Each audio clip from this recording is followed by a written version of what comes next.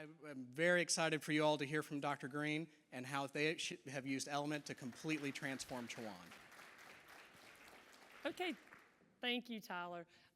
It's a great honor to be here. As Tyler said, just a little bit about me, and we'll see if I can get the slides going. I did come to Chowan a little over a year ago after a long tenure at the North Carolina Community College system. I've seen a lot of North Carolina Community College folks, and I think it's a good combination to give you guys some background on silos. They belong in and live in community colleges as well as Chowan, where our private institution is. But what I want to do is talk through our AI journey and how we went through those silos and have kind of taken those down, not only in the community college system, but especially at Chowan. So the first thing just to talk about is why. I know a lot of times we talked about it, they spoke about it earlier today, why we are maybe the champions for the AI or changes in our institution, and how do we make that case for change with the other areas on campus, or maybe those who aren't really aware of what's going on.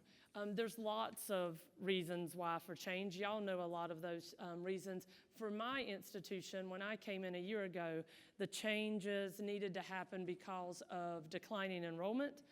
Many of you may have seen that if you're in the private sector as well. Community college is a little bit different when the recession or when the economy goes down. Of course, their enrollment goes up. But again, you have to be able to look at those students in a different way. Also, the case for change for us was the fact that not only was our enrollment down, and you guys know that that also impedes our financial situation, but we also had a major influx over the last 2 years of administrative changes that had left not only the entire college, but the admissions and enrollment staff in very much of a influx situation. When I came in, I had, again, I'm in advancement, so I don't only wear the enrollment hat, I wear the hat for leadership for marketing as well as for the fundraising side of the house. And I had two pretty established sides, but that admission side was very tumultuous. I came in with 8 enrollment counselors who, we'll just use the term loosely, kind of did their jobs and did not know what their job was and did not know what they were supposed to do. They had leadership who, again, when we came in, there was not a lot of transparency. There was not a lot of trust as well for how they were doing what they were doing. And so we then, talked about what do we do and how do we change, hence why a new president, new administration, and again, the new energy that we needed to level down the silos and remove those. It's not abnormal. The community college system within where I came from, there were silos. I was there for 15 years. By the time I left, we had gotten a great group of people together, vice presidents who weren't about the silos, but in the end were about making sure that we were doing what was best for the students, the student experience, and in the end, that was going to benefit not only the institution, but us. So it becomes the why now. I'm sure we could go around the room and each of you would have a reason why now is the time that you should be making changes at your institution. Maybe they're more specific to your department. Maybe it's just because of the enrollment cliff that everyone talks about and the fall of the enrollment, and you need that in your institution.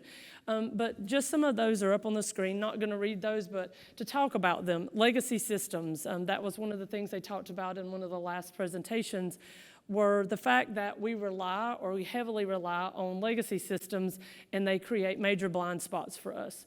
So when I came into this institution, we have a very legacy. I love the word. I told my president, I'm going to start saying that instead of old.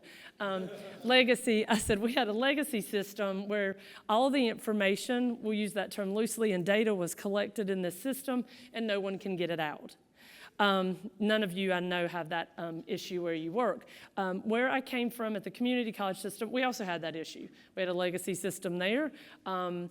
It was difficult for us to get information out. I was there for 15 years. I was also over the research and institutional advancement side of the house, and so we built a system to be able to pull that data out so that we could do analysis. When I stepped on foot onto campus in Chowan, the very first thing I did was ask for access to the data and asked them, how do I get my data out? And they said, well, you don't have access to that. Yeah, that's what I did. Crickets. I was like, what? No access. I said, well, how do I get access? We don't have enough licenses for you to be able to do that in that system, so you just have to ask us for it. Okay, I didn't come from a situation where I had to ask for the data I needed, because then I would have to figure out how to tell them what I wanted and know what fields. I can do that, but then that does take a lot of time. Again, legacy systems that can impede and create blind spots in our systems. So a little later on, we're going to talk about how to kind of get past that. Overextended staff. I'm sure you hear it all the time, whether it's staff or faculty. I don't have enough time. I don't have enough room on my plate to do anything else. So that, again, is one of the why nows that I also encountered when we got to Chowan. Right before Rosemary, Dr. Thomas and I got to Chowan, they had cut 13 programs, a large group of faculty and a large group of staff, and we came in with what was left and a lot of, we're going to say, what felt like overworked employees who were really just not sure what they were supposed to do and how they were supposed to do it with the lack of staff or faculty that they had. So again, overextended staff, or the belief that they're overextended. Again, that kind of goes back to number one, legacy systems. And then student demands on what we are supposed to do. It's different. It's not how it was when I started 15 years ago. I have an 18 and a 20-year-old who are in the system of going through college, and I promise you, every day what they expect is exactly what they get from Amazon, and they expect that from us as well. And we'll talk about that a little in a few minutes on a couple of other slides.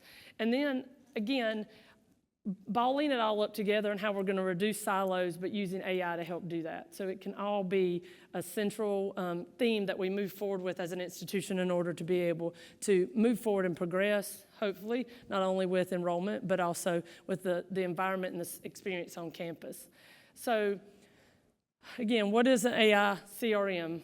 Element, one of those. But for us, it became an intentional implementation that was also going to be a breakdown of our silos, that was going to bring our team together when there was no consistency across the campus whatsoever. Just some three kind of topical things that came to mind with me was that it became a centralized data hub for my teams. It also became predictive modeling for us, and it also created the personalization that the students were wanting. I say all that in that those also aligned with what I wanted to do when it came to our staff and the silos that were there. It all lines up together, centralized data, not only for the staff and faculty to be able to use, but then that meant that my team had more data that we could use to help become more personalized with the students. Predictive modeling. The data that I ended up getting, wasn't great data. So again, I'm sure you guys don't deal with that. The data that we got was not consistent. The same people, there were no rules or standard operating procedures on how data was entered, how it was extracted, who documented it. Most of it was given to me in a Google sheet. And then that worries me because I'm not sure who put it in. I also found out that the persons before us who were putting the data in did not know the difference in a net and a gross number, and that caused some dilemmas in the data. And so again, although AI CRMs help do these things within a system for our enrollment process, it also became things that we were going to focus on when it came to the departments across campus. Because I knew we could not do what we needed to do if it was just the admissions staff trying to move forward with a CRM or a data-driven system. One of the important things I think to note is that when we did do implementation with Tyler, we made sure we knew what our data was being put in and that we understood how it was being functioned in the system so that the people that we were going to get to help us and get buy-in in our system could trust us and knew that we were being transparent about the number. One of the things we consistently were told was that prior to us being there, numbers weren't real. The admissions department would just throw out numbers and no one knew where they came from, no one knew what that number meant, or the CFO would throw out a budget enrollment number, and again, no one would know. So we wanted to make sure, again, through this, that we had centralized data that was transparent, and it was also creating trust with the other departments as we started moving through the implementation of the CRM. For us, when the faculty and staff became part of the implementation is when we started making sure that we had buy-in. And that, y'all know, is not the easiest thing to do, especially if you're pushing it from an admissions and enrollment side. You have athletics to deal with, you have academic side of the house, you have financial aid, registrar, all of those areas that have data that you need or they need from you. And again, centralized data and information was critical to what we were trying to do. So how did we go from the silos? For us, it was the concept of the one student, one strategy. We can't enroll students if, one, we don't know who they are, if they don't have a clear mission and path for us, and if we don't have a clear point of communication with them. We had lots of voices on our campus, and that is not something that works great when communicating with students. So we had athletics doing a voice to the students. We had admissions communicating with the students.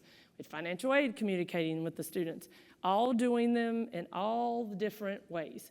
Not in the same system, not in the same voice, sometimes not even in the English grammar, we found.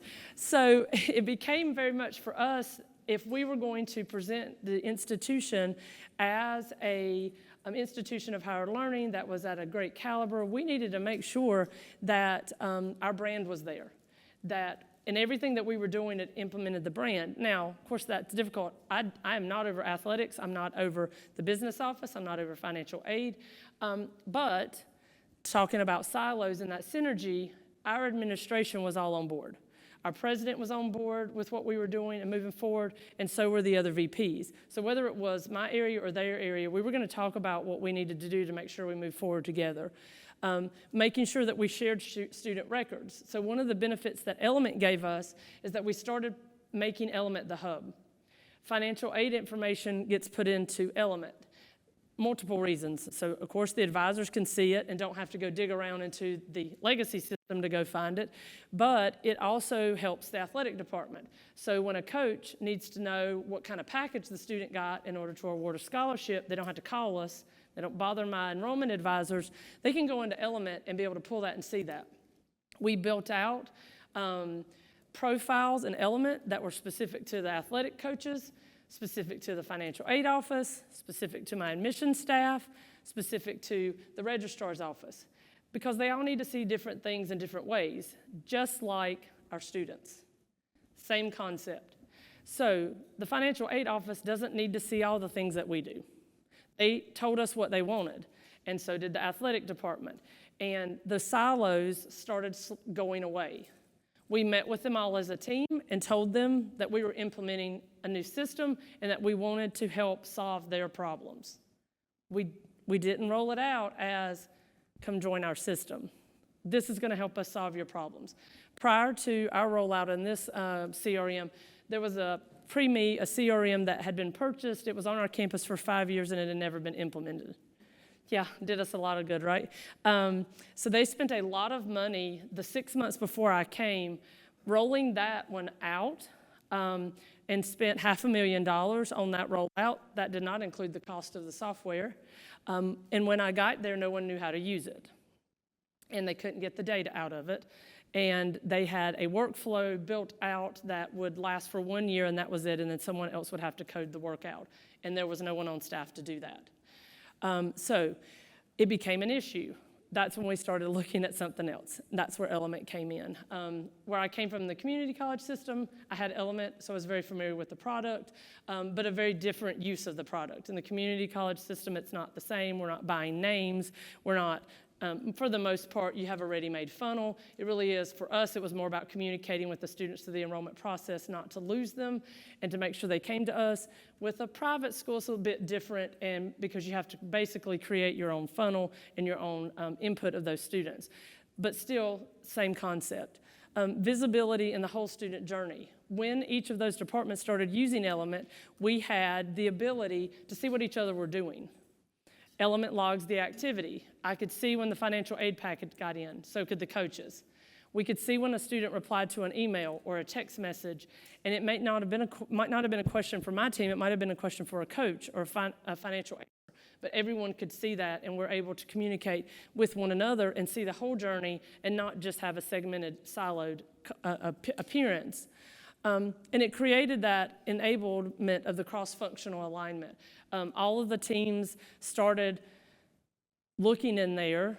At first, we had some who didn't really want to go in there. They were afraid of it. There was nothing to be afraid of. We taught them. We continued to have meetings with them to show them how to use it, to make sure they felt comfortable doing that. And we had more and more buy-in. We found that the teams would have usually one person on the team who was really interested in using Element and making the most of it, and that became a big win for us because they were the champion for that department. And so for us, the silos to synergy started with making sure we all knew what we were there for, and that was the students, and that we all had to be on the same page.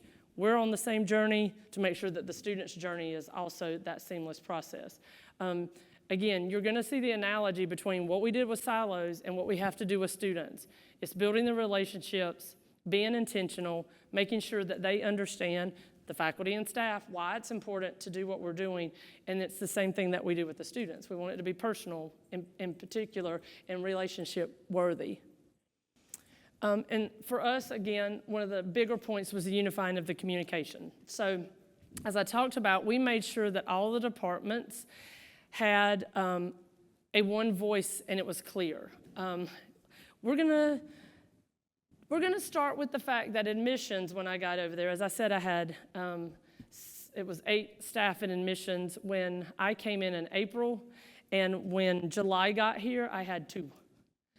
Yeah, trying to fill a class, I had 2 admissions advisors left. The rest of them decided to quit because they didn't want to do what we asked them to do, which meant do their jobs. And so they slowly but surely decided we were not the right place for them, which was okay. And the team started working. But here was what I found as we were digging. We purchased about $400,000 worth of names, not me, we before me.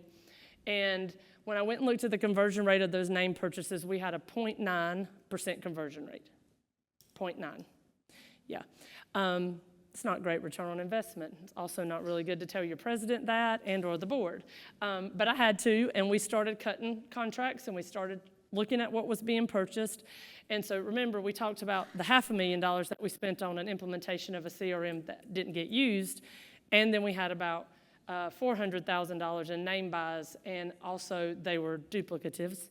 And so as an institution, there had to be something changed. Unifying communications came out of what we were doing with this change in Element. It was the one voice, speaking with one voice and the personally. And this wasn't just for the students, it was for the faculty and staff as well. We wanted the faculty and staff to feel like that they had a say in this. So from day one of the implementation, every department on campus had a seat at the table. If they chose not to be at that seat, that was their fault. But they had a seat, and they came. The VPs supported that, and the president supported it, and we made sure that they were all at the table so that they understood what we were doing, whether it had something to do with their area at that moment or not. When Tyler was doing the implementation with us, he knew I wanted to invite them all, and then sometimes they would jump on the call, sometimes they weren't. If I knew it was something impertinent to their department, I would make sure that day they knew to be on the call and they could jump on. So segmenting of the messaging, we showed them how to use the messaging tools. We had templates and auto flows ready to build and show them how to use if they wanted to. So we're not asking them to do it. We can show them. We had some who were really great and wanted to learn how to do it themselves, but we tried to make sure we had that in place. And then the AI-generated content was a big deal for us. In Element, we were able to teach our new enrollment advisors how to use the AI to make their jobs easier. They can use it to craft an email. They could use it to craft a text. They could use it to tell them how many of their students were in the top and who they needed to call first, second, and third. So we taught them how to use the systems in Element to be able to do that. And we also have taught those other departments to do that as well. It creates the ability for us, again, to have the one voice because we built out Element with our voice. And it also helps us avoid those message fatigue and redundancies for the students. You guys know we get lots of emails, lots of text messages. One of my pet peeves is to have a business communication with some organization or bank or entity that I'm with, and they ask me to do something and I do it, and then 2 weeks later they send me an email reminder to do the thing. That bothers me because I've already done it. But that tells me that they didn't look at the data they had because they had it in their system. We do the same things to our students. When you send them a checklist of things to do and they start checking it off, and then we continue to send them the same checklist and say, do it. They don't know whether it didn't come in, did it happen, or did it not? So we started working with all of our entities to let them know that those were the things that we wanted to change. We wanted to change the way that we see that. Then the students see that we see them and not the thing. It's not the task. My 18, 19-year-old going off to college this year gets lists from the college she's going to. And it's exactly what I can't stand. And I'm like, you've already done that. Sends us an email again. We've already done that too. Send that email again. So it makes me think, don't do that at my institution. So we taught the departments on how to do that. The other part of that we've done is that we've worked with them to create what looks like it's coming straight from them, but automated workflows that we create on their behalf. In particular, academic side of the house. They're busy. We all know they're busy. That's one of the things, faculty, we don't have time. So one of the things we're getting ready to roll out this year is we're going to build out an academic workflow so that when a student adds an interest or lists their degree on the program or their application, we're going to have individual emails that go out to them that says, thank you for your interest in biology, Dr. So-and-so. It's going to come from him and says, we would love to talk to you. Would you like to do a personal visit with our department? That's what students are looking for. And so when we talk about that and we talk to my team, the way that I describe that to the team and to the departments is I call it the Amazon effect. You guys know that, right? So you go onto Amazon, put something, you look at it, you don't even have to put it in your cart. And then next time you log in, there it is again, right? Or they send you an email and tell you it's in the cart and you haven't purchased it yet. Don't forget you got that thing in your cart. Then you purchase it, and then the next time you go in, it gives you all the recommendations of the things that go with the things that you just bought, right? Okay, that's what we're working toward. We want the students to see that, and they expect it. They expect that. Pet peeve of mine at our institution was the medical physical form. We send it as part of our admissions checklist. You have to turn in your physical medical form. Well, if you play athletics, you also have to turn in a medical form. It's a different medical form. It's asking the same questions. To me, that's an issue. Those are things that we are working on cross-functionally to change so that it is not redundant for the student, which they expect not to have to do. At my last institution, one of the changes we made in reference to that was our scholarship application. We had a scholarship application that students could fill out in order to get additional scholarships outside of federal, Pell, or state monies. That scholarship application asked the exact same questions that our application or that the FAFSA asked. Well, we had all that data. And we would have, our community college was about 10,000 students, and we would have maybe 50 students fill out that application. And that's donor-supplied dollars that if we don't use it, it just goes back in the pot. So free money for the students. And it was discouraging. Why aren't they filling out the application? And then I got to looking at it. I was like, well, I wouldn't want to do that either. I've already filled it out once. So what we did was we built, the person who mines my data for me, she built an application to help us funnel through the data we already get and auto-award scholarships to students based on the restrictions of the scholarships in order to make sure students didn't have to do an application twice. And we would tell them that. What better thing to tell a student than, we're going to auto-award you a scholarship if you meet the criteria. We also built in logic to say that if Joe Schmo already qualified for 4, don't give him a 5th one. We need to go down to the next person on the list because we want to spread the wealth. AI systems, enrollment, that is what we've got to do in order to make sure that we don't create fatigue and redundancy, not only with our faculty and staff who are doing monotonous tasks, but also with our students.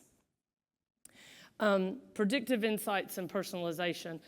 So predictive insights have become a big thing for us because the data that we had at our institution was horrible, and there was really no way for us to predict anything because we couldn't trust the data that we had been given. We started looking at the different numbers. We started looking at basically higher education statistics to figure out where we needed to be. And then Element came in and became part of that predictiveness. So we want to meet the students where they are and where they're going, and the same with the faculty and staff. So when it came to breaking down the silos, we wanted them to know we're here to help stop issues that you have in your area and to build solutions for you, that we can help do that together, and when you help us do that, it's going to help you. And so what we did was we started looking at things that would help. So from a retention standpoint, early alerts, we have a system, but we wanted to make sure that everyone could see that information in the system, so we worked through that.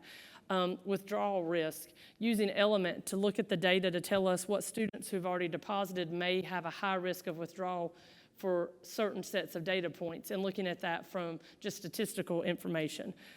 Students that are last in, first out kind of concept, making sure that our retention team and our student success side of the house would get a list of those individuals and be able to track them, because we knew that if they were last ones in, that's typically going to be a student that may be one of the first ones out.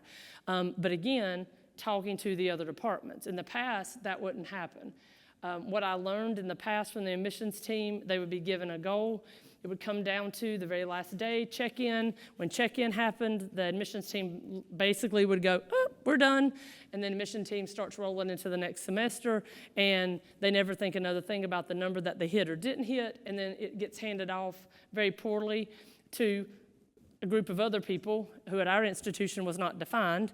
And then we hope that the students can meander their way through advising registration and making sure that they get on campus when they're supposed to. Reminds me of the Olympics when they're running with the baton and they swing their arm back and then the baton doesn't get in the hand and it gets dropped. That's what was going on at this campus. The admissions wasn't handing the baton, and there was nobody there to hand it to if we wanted to.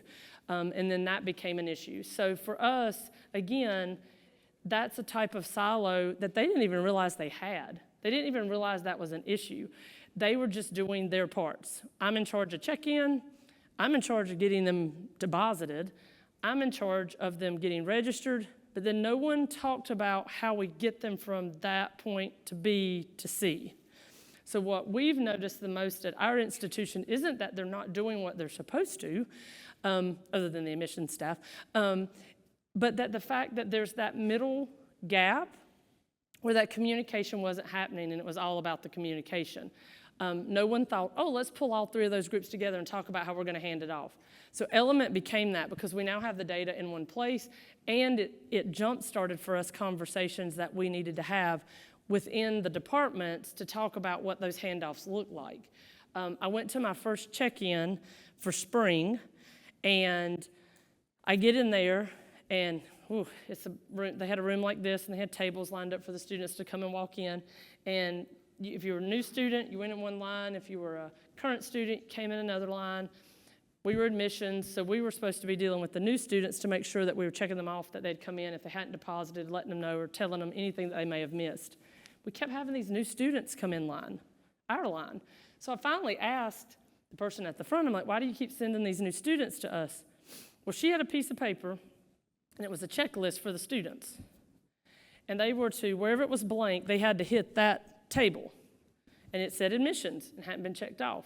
Okay, now, quite a few of them were third-year students, juniors, and they're coming to the admissions table. And I was like, okay, that's weird. So after talking to about 4 different people, I found out that the automated report that gets built to create the checklist told the students who had not turned in a final transcript their freshman year that they needed to stop at the admissions table to give us their transcript, which at that point we wouldn't take anymore. It would go to the registrar's office. And from what I understood, this has been the ongoing task of the check-in of the admissions table for at least 10 years. And we would go, nope, you need to go see the registrar's office. So the fact that that had been ongoing was interesting to me, and I want to tell you one of the biggest tips that I would give you is give your staff and the departments the authority to stop something that seems really inefficient and ask. Because they were afraid. They were like, well, that's how we did it before. That's how we were supposed to do it. We just keep doing it that way. And so we're sending students through to a table they don't need to go to with wrong instructions, and definitely not productive at all when they shouldn't have, and it just took us a second to figure out why. Stop it, that won't happen the next registration, right, or the next check-in. So again, meet the students where they are. They all don't know. We have a lot of first-generation students, and they don't have help.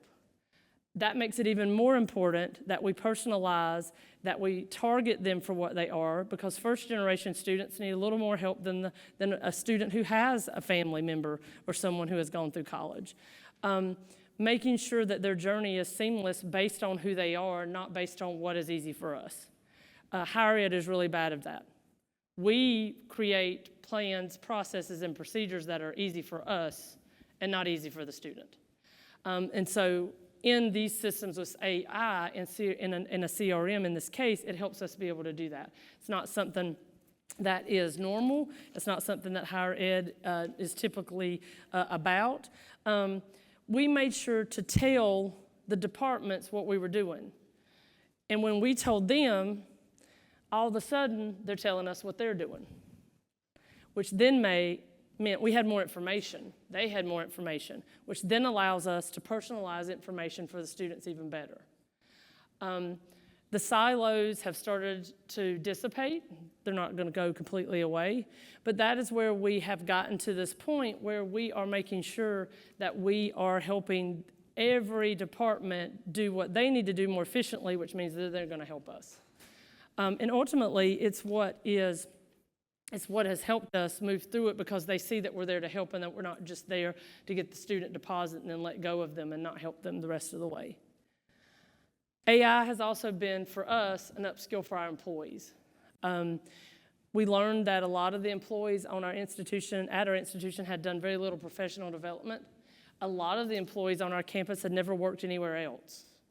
And for us, that was an issue, because what they were doing there, they thought was accurate and correct and had no other reference to go off of. So when we came in and we're like, ooh, this is interesting. What do you mean? This is how we've always done it. So AI and professional development in the form of learning element, learning AI and why it's important, learning the processes and structures that are important to personalize things for students, has allowed us to then spread the wealth to empower our users to become users.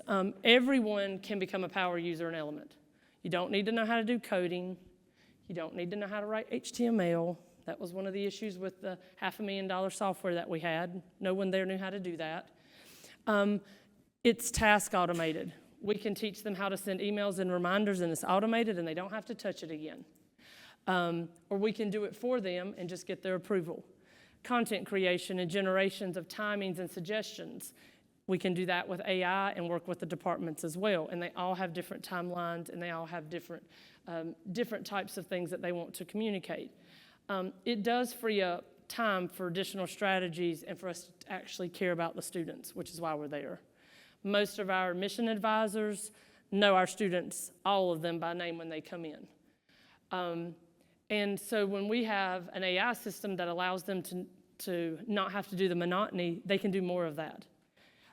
We had a student who's coming in this fall. We recruited him. He's not an athlete or just a regular student. And then missions and enrollment advisors were invited to his graduation. So they go to his graduation. And I thought, well, that's interesting. That's nice. They go to his graduation. He gets them tickets. They have tickets. So he gets some tickets. They get tickets to go to his graduation. Go to his graduation.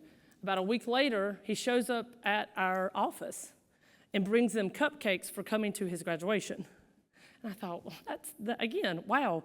He has come in, he's done his orientation, he's ready for check-in. He's already asked if he could work in our department because he wants to tell other people why they should come to Chowan, because he got the personal attention that he wanted. And the admissions and enrollment advisors were able to do that because they're not sitting there doing what they were doing.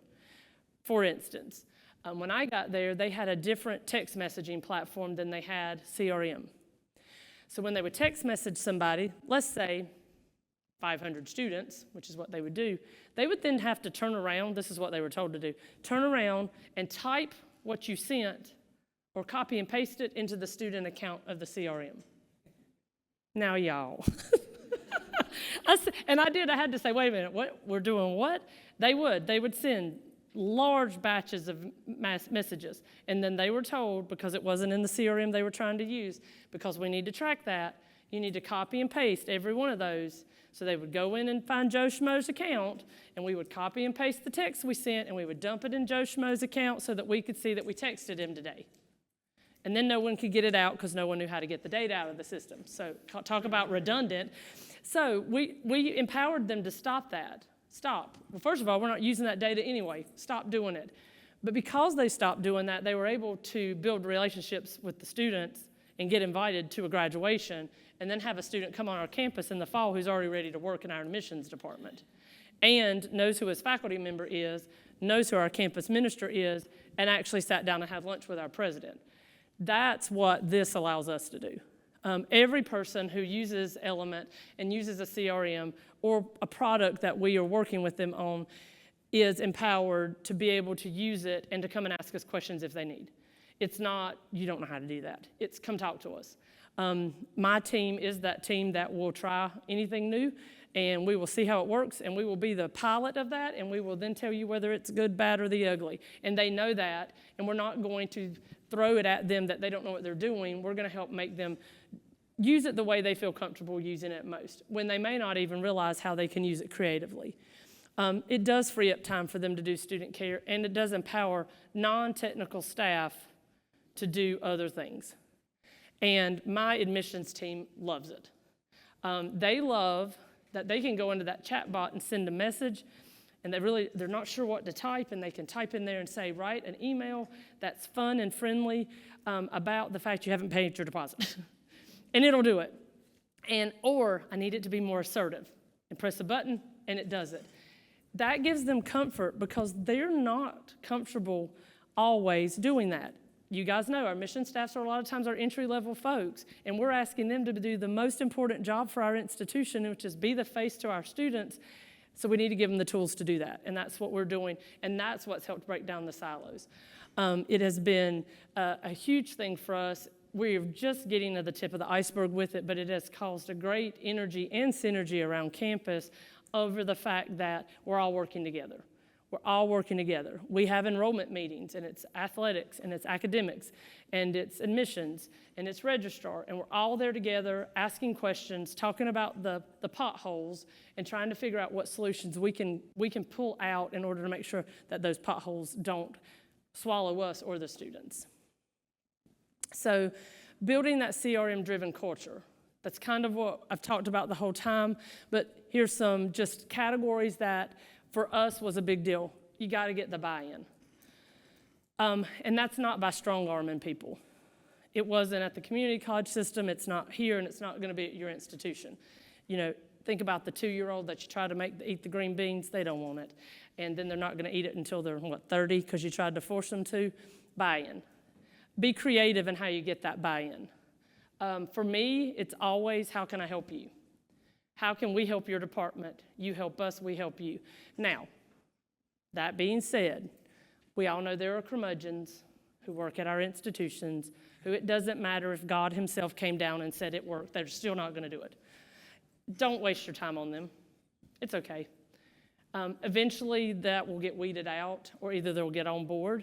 Don't let that be a hurdle. Don't waste your time on it, and efforts, work with that. And they said that this morning. Absolutely agree. Work with the ones who are the ones who want to do it. Be creative in how you run around those resources and what you do. Have a champion. We had champions in our departments. We let that happen organically. We didn't name them. When we met with the departments and they talked, we could tell who was really interested in the IT part of it and who was like, oh, let me get into this system. They became our champions.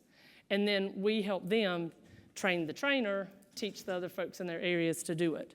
And then trust.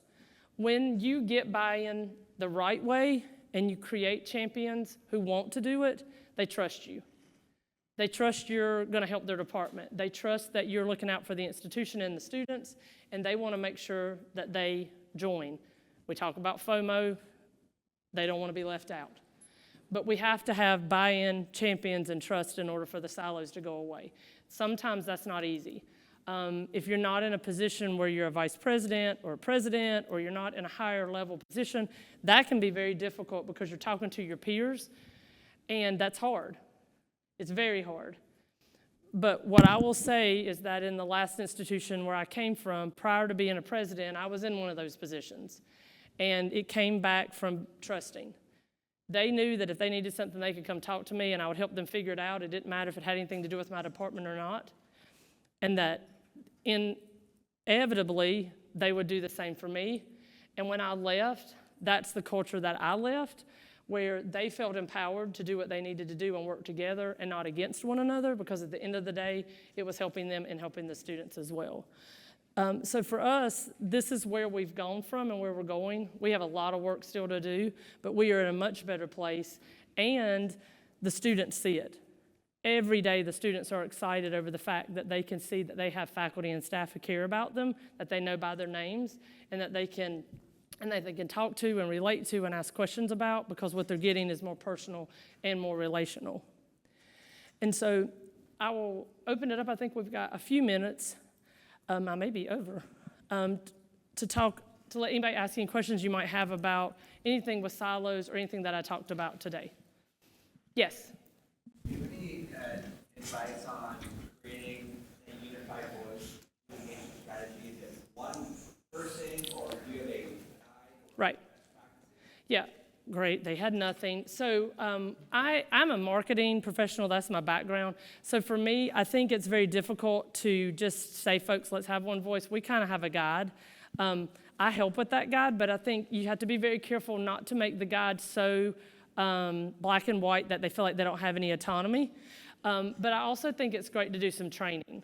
In person, letting them know what we've got and what we don't have, how we want to say it and what we don't want to say. Everybody's not great at that. And everybody's not a great marketer either. So I think having a guide, a loose guide, and then doing some training was always helpful for us. Yes. I believe we have time for one more question for Dr. Greene. Yes.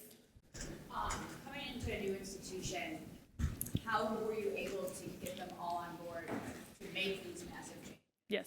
Okay, and so great question, and 1 year. So here's the crazy story. Tyler knows this story about myself and Dr. Thomas, the president. She and I were both finalists for the presidency at Chowan, same time. I did not know Rosemary, Dr. Thomas, at all. I'd never met her. She has been in the business about 10 years longer than me, so they chose her. And I thought, okay, we're not supposed to go to Chowan. About a week later, she calls me and says, the board, the search committee said we would be a duo, a tag team that couldn't be beat. Do you want to come work for me? So I said yes. That in itself told the faculty and staff that we were in it to help them, and that set the foundation for going forward. And they trust us. The students trust us. When we talk to them, we're not shooting them bull. We're not giving them numbers that are weird. If they ask us a question about the number, we're going to say, let me look into that. Great question. We're honest with them. We don't blow smoke. And because of that, they're willing to jump in, and they want to be a part of it. Now, I will say in the year, there has been transition. There have been people who did not want to do that, and they've left. And I will say that it has brought great opportunity for our institution to bring other individuals in who are willing to jump in and do exactly what we're doing. Thank you all so much. That concludes our session with Dr. Greene.